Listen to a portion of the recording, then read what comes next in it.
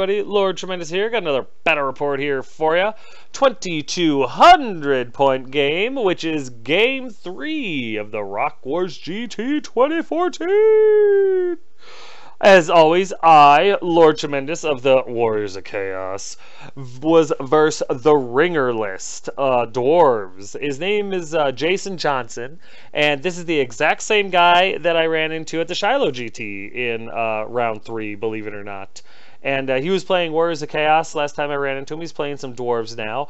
He was actually one of the TOs at this tournament, and I got to be perfectly honest with you, this guy is an incredibly talented player. He is very good, and the only reason I beat him in the Shiloh was because my dice were white hot on fire, and his dice were liquid nitrogen cold. This game, he was a TO. He got called away from our games a lot in order to answer rules questions and settle disputes between players and stuff like that. And he also had a sweetheart of a list. I mean, he got the full 10 points, but this was a very, very fluffy list. And I'll show you what I mean in a minute. This is scenario 3 of Rock Wars GT Farrar Hammer or something like that. Not 100% if I'm saying the word right. Sometimes English is it eludes me. But the deployment was the battle line deployment, so just typical 12 inches in. And the player with the highest fortitude decides whether to go first or second. Doesn't matter if you get all your stuff down before him, the player with the highest fortitude decides. There's no roll. He just decides whether he's going first or second.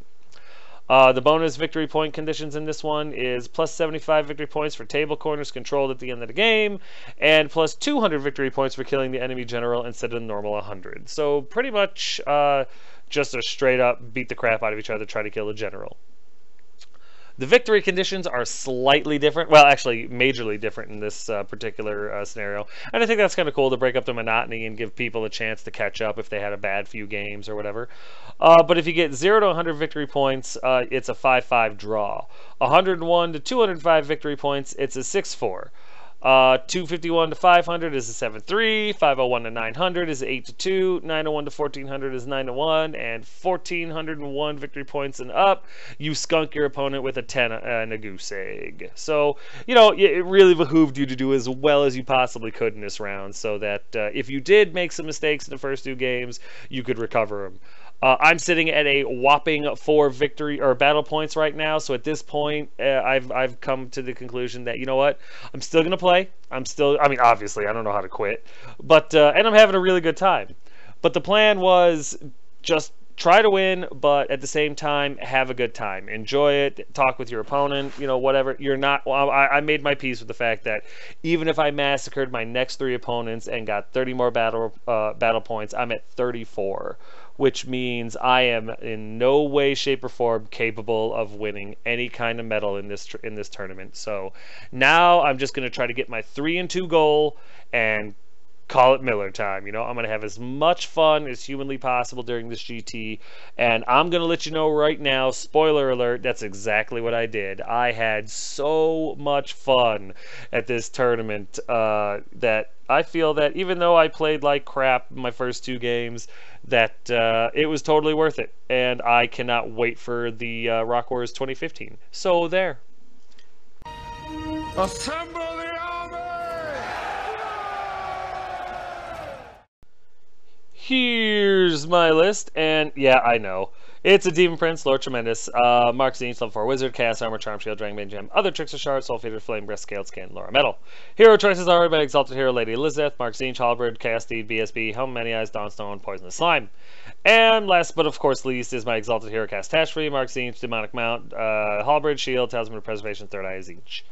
And my card choices, which consist of 5 Chaos Warhounds, Corn Dogs, 18 Chaos Warriors, Reavers of Uthwan, Mark Corn, Halberd's Full Command Banner Rage, and 15 Forsaken, Corn's Forgotten, Mark Corn. My special choice consists of 5 Chaos Knights, Elizabeth's Honor Guard, Mark Zinch, Source of Weapons, Band of Musicians, Standard Discipline, and the rare choice, the one, the only, Snuffleupagus, my Mutalith Vortex.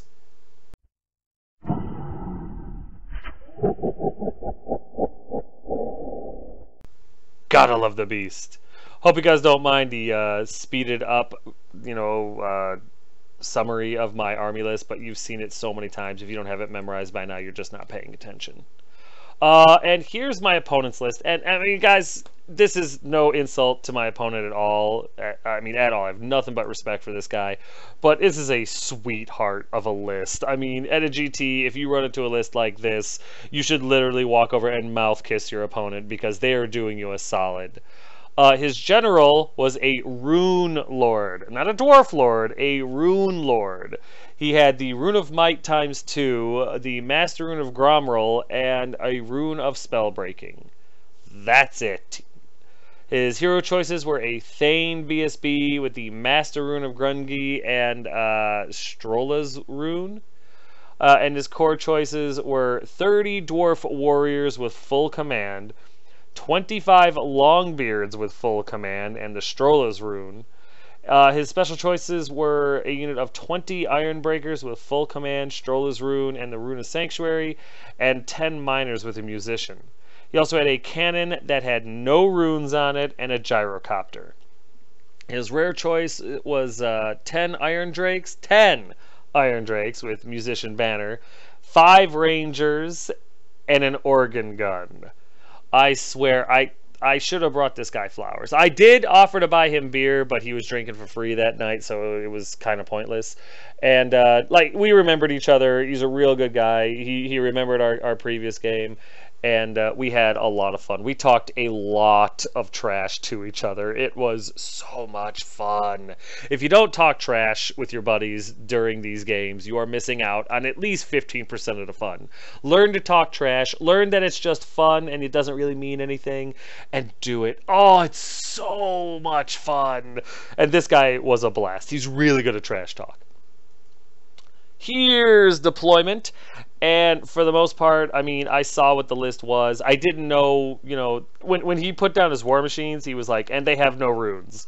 And I'm like, what do you mean they have no runes? And he goes, yeah, they have no runes. And I was like, oh, okay. And he's like, it's the ringer list. It's the ringer list. I'm like, I don't know what that means. I assume it's the Johnny Knoxville movie, The Ringer or whatever, but I don't know. So I'm like, maybe I'm stupid, maybe I'm sheltered, I don't know, but I didn't fully understand what it meant, but he kept giving me this weird look like I should know, and I never really figured it out. But for the most part, my deployment plan was simple. It's dwarves. Get into them as quick as you can and beat them into oblivion. I wasn't as worried about his cannon and his organ gun simply because they had no runes. They weren't dangerous, you know. The organ gun was ballistic skill 5. If he misfired, he was screwed. Same with the cannon. Granted, ballistic skill doesn't mean anything, but if he misfired, he was screwed. It had no kind of accuracy or foraging or anything like that, so I wasn't worried. I asked him, you know, at one point, where's your Dwarf Lord? And he goes, oh, I didn't bring one. Well, who the hell's your general? My Rune Lord. Why did you do that? And he just kind of looked at me like, what? It's like, okay. So the Exalted Hero, Catastrophe, and my Demon Prince were on the left flank, and their job was one of them had to get into the cannon and destroy it. That was it. Whoever got a hold of it and destroyed it was probably the one that didn't get blasted by it. My Forsaken, my Knights, and my Corn Warriors were firing up the middle, and they were going to each try to get into one of those units as quick as humanly possible. And my Beast and my Dogs were going to try to tangle up the Gyrocopter, and, you know, he had his Rangers, he had his Iron Drakes. His Iron Drakes are actually behind the tower there. You can't see it because physics. But yeah, it's a very truncated army, and I just needed to conquer it as quickly as possible. Here's my opponent's right flank, which consists of his cannon, and behind on the left there, it's not in the picture, is where his Iron Drakes were, the 10 of them or whatever. And right next to them are his unit of hammers, I think? Or no, these are the Longbeards with great weapons, hand weapon shield. I honestly can't remember. Also installed in there is his Rune Lord. Here's my opponent's center, which consists of his hammers, I believe, with the BSB inside, and next to them are his Dwarf Warriors, I believe, and I don't think there's a guy in there, I can't remember, and right next to them, of course, is the organ gun. And here's his left flank, which consists of his Gyrocopter and his little unit of Rangers. Here's my right flank, which consists of my Beast, And here's my center, which consists of my Corn Warriors, my dogs, the Knights with Lady Elizabeth, and my Forsaken. And my left flank, which consists of Catastrophe and my Demon Prince. Here's top of one after movement, and like I said, this is a sweetheart of a list and a situation. Even though my opponent had more fortitude and got to choose who goes first, he let me go first. So, yeah, go ahead and make your assumptions. I'm probably making the same ones. I move forward, just like I had originally planned. Everything comes up as quick as it can because I need to get into these dwarves ASAP. During the magic phase, I do the Hail Mary pass and get Searing Doom off on his cannon, the big one, the 2d6 one, and I end up able to kill off the crew and destroy the cannon before it can do anything to me, so that was actually pretty cool. With the cannon exploding, the Iron Drakes behind it within 6 inches needed to take a panic check, and they failed and fled off the table, which was unexpected, but I'll take it. With all the fun done, we go over here to bottom of one after movement, and the dwarves don't do a whole lot of it. The gyrocopter flips around past me and gets ready to drop some bombs and fire away. Meanwhile, the rangers move up slightly, and the rest of his units just kind of posture a little bit to take better angles for the charges. During the shooting phase, his gyrocopter, it either fires and drops bombs or something like that, but 3 of my knights die, and they die horrible deaths to the gyrocopter. But you know what? After taking out the cannon, I guess I owed him one.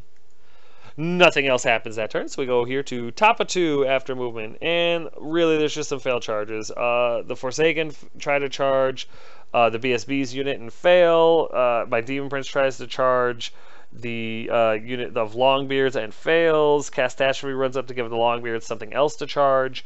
And my knights charge into the Dwarf Warriors, maybe? Or something like that. I can't remember what they are. But they actually make their charge. Other than that, nothing makes any charges. There's a better picture of my Demon Prince and Forsaken failing charges, because it's kind of the thing I do. And here's a better picture of the Knights and Lady Elizabeth making their charge into the Warriors, I believe. And they did try to charge the Rangers and failed, and the reason that the Rangers are at that angle is because the Mutalith tried to charge them after they fled, and they fled again and got away. During the magic phase, I get Transmutational let off on the Warriors with the BSB, just in case they charge into the flank of the Warriors, hoping that that'll help stave off any wounds they might try to do. And over here in combat, my Lady Elizabeth issues a challenge. I believe the unit champion steps up and then gets put down, which is cool because I think she gets +1 toughness for her trouble, which is nice. But the unit is steadfast and sticks it out. So I know that that big block of warriors is coming into my flank, and it's unfortunate, but whatever. So we go over here to bottom of 2 after movement, and he kind of takes the bait. His unit of Longbeards charge into Catastrophe, and that was what I wanted. His unit of either Dwarf Warriors or whatever the hell other unit it could possibly be that he took charges into the flank of the Knights, which we expected. His miners pop up, and he puts them where the Iron Drakes were to try to get an angle on my Exalted Hero and my Forsaken. Maybe my Demon Prince, wasn't really sure. And that's pretty much it. The gyrocopter more or less just turns around to face the Warriors. There's a better picture of whatever these things are. I think the hammer is slamming into my Knights. And here's a better picture of his Longbeards, I think, charging and slamming into my Exalted Hero. During the shooting phase, the gyrocopter unloads all over the Corn Warriors. Luckily, he rolls like crap to wound, and only 2 of my warriors die. However, the Oregon gun unloads at the beast and does 3 wounds to him, which really sucked. Actually, if it hadn't been for my amazing regen saves, the beast would have been long dead. Then over here in combat, Lady Elizabeth is really amazing. She issues a challenge. Dude has to, the unit champion accepts. She pulverizes them and, weathers all of his attacks. Not a big deal. I'm sorry, not his attacks, but the Knights are able to weather all the attacks that come at them. They kill a handful more, but unfortunately, with charge flank, banner 3 ranks to maybe a handful of wounds, maybe 4 wounds. I lose this combat, and I explode. Both banners explode and the one knight gets away. Not because I ran far, I only ran 6 inches, because he refuses to pursue with either unit. They turn around and face the rest of my army, which again makes me think of this as nothing more than a sweetheart list. You know, it's like, hey, heard life sucks for you. Play me, because you're gonna get a softball thrown at you. Speaking of softballs, we go over here into combat, and Cast Ashby is able to kill like 4 or 5 of these guys. I have no idea who this guy is. I don't recognize him anymore. Beats down 4 or 5 of these dwarves, wins this combat. They stick, but holy crap, are you kidding me? So we go over here to top of 3 after movement, and the Forsaken, who can't pass this up, charge into the flank of the Longbeards. My Demon Prince finally makes it into the unit of hammers with the BSB installed. The Corn Warriors stay where they are because charging is hard, and the dogs just kind of reposition a little bit. Meanwhile, the Beast, making the long charge, goes after the organ gun that broke open his rib cage. There's a better picture of the Forsaken slamming into the Longbeards. And here's a better picture of my Demon Prince slamming into the hammers. And, of course, the Beast slamming into the organ gun, because if it shoots at him one more time, he's going to die, and I don't want that. During the magic phase, I get Transmutation to let off irresistibly one more time, just because, well, I don't know if it was irresistible, actually. But, yeah, they get it off one more time on the Longbeards, just make life a little bit harder on them. And then we go over here into combat, and we beat these guys to death. They're no longer steadfast. I don't remember if they're stubborn or not. But, doesn't matter, because they break, and the Forsaken are able to run them down. Meanwhile, my Exalted Hero ends up running into the Miners with his Pursue roll. Next in combat over here, my Demon Prince is able to... he doesn't issue a challenge, because I don't have to, and my opponent refuses to issue a challenge. So my Demon Prince puts all of his attacks at the BSB, and the BSB makes all of his saves. But I Thunder Stomp into the unit, and I kill like 4 of them, which was pretty cool, 3 or 4 of them. I think I lose this combat, but nobody cares. And then over here in combat, the Beast is able to finish off the Organon that grievously wounded him, and then he turns to the left to look and get back into this fight. So we go over here to bottom of 3 after movement, and there's not a whole heck of a lot. In fact, there's really none. The Warriors kind of position themselves to charge the Beast. The Rangers kind of position themselves to shoot at the Beast, and really that's about it. Nothing else, nothing huge happens here, so we go straight into combat, and I kill like 1 or 2 more Miners. It's not a huge big deal, and they end up being steadfast and staying. Then over here, my Demon Prince is able to finish off the BSB and Thunderstomp a couple more of these warriors off the table, which is cool. They're still steadfast and stay. So we go over here to top of 4 after movement, and it's all over but the crying. My Corn Warriors slam into the Hammers, and the Forsaken fail their Frenzy check and charge into the flank, I believe, of the Miners. During the magic phase, I get Enchanted Blades off of my Corn Warriors because I like sparkly blades. I also got it off Irresistible and ended up rolling an 11 and losing 1 wizard level, so I no longer have Enchanted Blades, which is sad, but it's a lot better than rolling Dimensional Cascade and losing my Demon Prince to some bull crap. Over here in combat, yeah, the Miners never had a chance. The Forsaken Exalted Hero combo smashes each and every one of them to death. The Forsaken have to overrun and stop an inch away from Catastrophe. Catastrophe just kind of turns and looks. Then over here in combat, we beat the crap out of the Hammers some more. I don't believe I lose anyone for my trouble, but those guys are stubborn and they stick around. After I win this combat, I do a little bit of a reform to get more of my Corn Warriors into combat and to make sure that if those Dwarf Warriors charge in, they don't get as many into them as they would have liked, because I want to kill the Hammers. They're worth more. So here's bottom of 4 after movement, and I was right to do it because his Dwarf Warriors come charging into my Corn Warriors. The Rangers turn to face the Mutalith, and the Gyrocopter, as you can see, looks to take out the dogs. There's a better picture of his Dwarf Warriors slamming into my Corn Warriors, and you know, it's just rude because nobody invited those Dwarf Warriors into this fight. Nobody. During the shooting phase, his Gyrocopter is able to spit hot death into the dogs and kills 2 of them. causing the surviving 3 to flee. And if I'm not mistaken, they flee off the table. During his shooting phase, he's able to put another wound on the beast, who is now just holding on by 1 wound. I'm really nervous about losing the beast, but, you know, if it happens, it happens. And then we go into combat, and as you can see, it's quite bloody. I end up losing 4 or 5 Khorne warriors, but I kill a lot of his hammers, and I think even a couple of his warriors. If I'm not mistaken, I win this combat. And they go fleeing. Yeah, the Dwarf Warriors actually stick it out, but the Hammers fail their break check. There's no BSB anymore, and they flee. The Demon Prince pursues, but they get away, which is fine because it's my turn next. And speaking of my turn, here we go. It's top of 5 after movement. My Demon Prince charges the Hammers. They flee off the table. As soon as they flee, he redirects into the Rangers, which is great. He makes his leadership check, no problem. Other than that, my Exalted Hero moves over to look at the flank of the Dwarf Warriors, and the Forsaken reform to just kind of face the rest of the battle and try to get into it before it's over. Here's a better picture of my Demon Prince slamming into the Rangers, because I did not want my me to look dead. During combat, we beat the ever-loving crap out of some Dwarf Warriors. I lose 1 Khorne Warrior in return, and the Dwarf Warriors flee and get away, because Khorne Warriors and running just don't go together. Over here in combat, Lord Tremendous is able to finish off all the Rangers. All their souls belong to me, and that's cool because it's 1 less thing to worry about. So we go over here to bottom of 5 after movement, and as you can see, the Dwarf Warriors didn't rally. They actually kept fleeing past the Demon Prince, past the Megalith, and off the table. And there you go.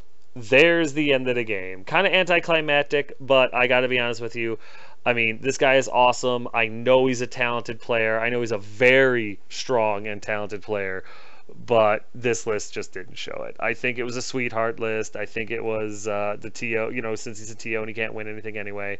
I think this was the motivational speech type of army where it's like, you sit down across from me and I'm going to play this huge softball list and you're going to get a ton of points. So, yeah, it's bottom of 5. We call the game. Yeah, he's got his gyrocopter did charge into the rear of my Khorne Warriors, and my Khorne Warriors were able to easily destroy it, so it is what it is. I ended up tabling him, but yeah. We'll get to the recap, though, in a minute, because right now it's time for a quick timeout.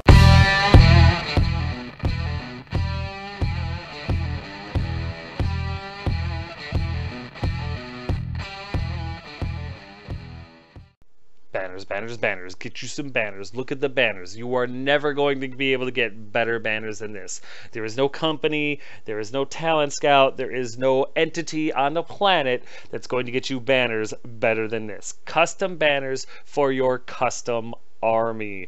You want better paint scores. You want that little edge that makes your army better than the guy next to you.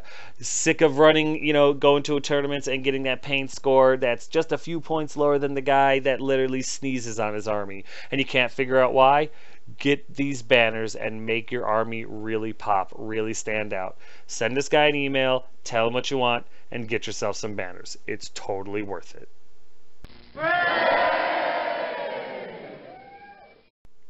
But thank you for a softball list. I ended up getting a victory.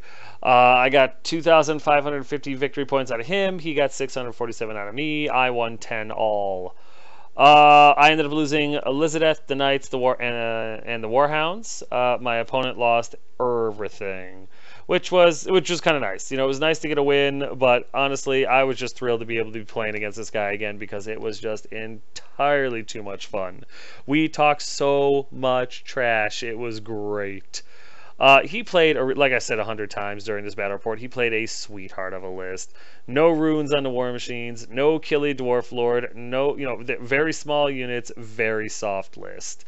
Very soft. And I mean, he had a +10 and I had a +3, so it's not like I brought a bottom of the barrel list. He did, but yeah.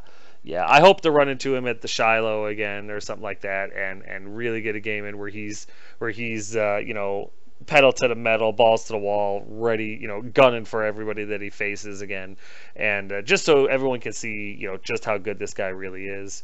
But again, he was also a TO during the tournament and kept on getting pulled away from our game to answer questions and settle disputes and stuff like that. So he was also having trouble, focusing on our game. Every time, we'd start getting into that zone, he'd have to, stop because he's getting pulled away so we could go answer a question. How far is 3 inches or something. Like I said, I got to play him in the Shiloh, and it was a much closer game. I don't honestly believe he was trying to do well at this tournament. But you know what? He got the drink for free, and so that has to count for something. Free beer weekend or whatever. That's pretty cool.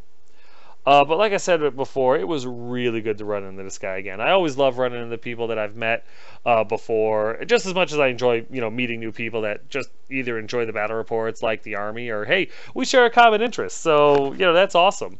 But running this guy again and getting to play against him, especially in the symbolic turn 3 of a GT, and having any kind of a game against him was a lot of fun. I really do look forward to running into people like him. So definitely still a good game. I just I hope next time that he brings a balls to the wall list and we really kick the crap out of each other. Incredibly fun guy to play against though, and if you get a chance, buy this guy a beer and get a game against him. You will not regret it. Honestly, though, one of the best parts of all this is knowing that I wasn't going to go 0-5 at this GT like it was looking in the first few games. I mean, you got to understand, pre-game 3 wasn't played until after this game. I played pre-game 1, 2, and then game 1 and 2, and lost by landslides in all of them, really. And then in this game, I turn it around. I was like, you know what? I'm just thrilled that when I do the battle reports, I don't have to report a 0-5. I got at least one victory, so I'm on the board. No goose egg for the win column. But yeah, guys, that's going to do it for this battle report, number 152. I hope you guys are as thrilled as I am that Banner Guy is back, and you guys really do take advantage of that. And get yourself some really cool banners. And if you do, let me know about it. Maybe send a picture, put them up on the discussion board or whatever. Maybe I'll post them in there just to kind of show off your new swag. But as always, though, guys, if you have any questions, comments, concerns, or complaints, feel free to put them in the comment section below, and I'll get back to you as quick as I can. But yeah, guys, thanks.